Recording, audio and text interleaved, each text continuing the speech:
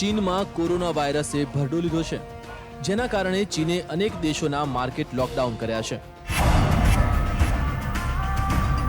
ચીન ભારત પાસેથી મોટી માત્રામાં શાકભાજી ઇમ્પોર્ટ કરે છે. સૌથી વધુ મધ્ય ગુજરાતમાંથી નાના મરચાની નિકાસ ચીનમાં થાય છે.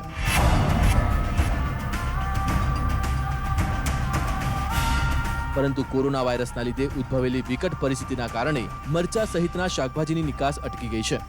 અમુક આઇટમો મરચાં છે વગેરે એવું બધું જે એક્સપોર્ટ થતું હતું આ કોરોના વાયરસને લીધે હમણાં બંધ છે. એના માટે ભાવમાં થોડો ઇફેક્ટ પડ્યો છે, થોડું માર્કેટ ડાઉન આવ્યું છે. હાલમાં જ કોરોના વાયરસને લીધે ચીનમાં જે એક્સપોર્ટ G4 મરચાંનું એક્સપોર્ટ થતું હતું તે ટોટલી બંધ થવાથી અહીંયા માર્કેટમાં ભરાવો વધારે થવાથી ખેડૂતોને માલની કિંમત બરાબર મળતી નથી.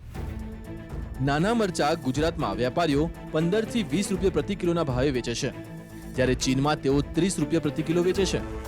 ગુજરાત વેજીટેબલ એક્સપોર્ટ યુનિયનના 60 થી વધુ વેપારીઓ દ્વારા દરરોજ 10,000 કિલો મરચાની ચીનમાં નિકાસ કરવામાં આવતી હતી.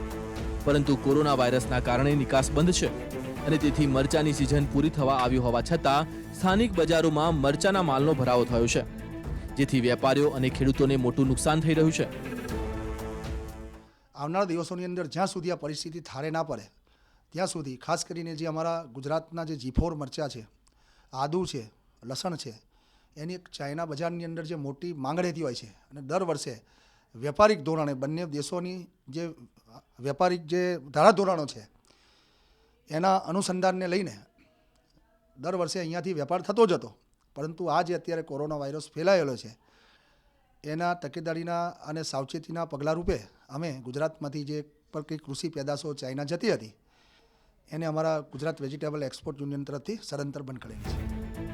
કોરોના વાયરસના કારણે ભારતના અને ગુજરાતના અર્થતંત્ર પર અસર પડી છે, ત્યારે ગુજરાતના ખેડૂતો અને વેપારીઓ આશા રાખી રહ્યા છે કે કોરોના વાયરસ પર નિયંત્રણ મેળવાય અને ફરીથી ચીન સાથે વેપાર શરૂ થાય.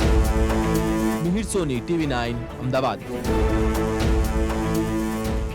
TV9 ગુજરાતીની YouTube ચેનલને સબસ્ક્રાઇબ કરો અને બેલ બટન જરૂરથી દબાવો, જેથી દરેક વિડીયોના નોટિફિકેશન તમને મળતા રહે.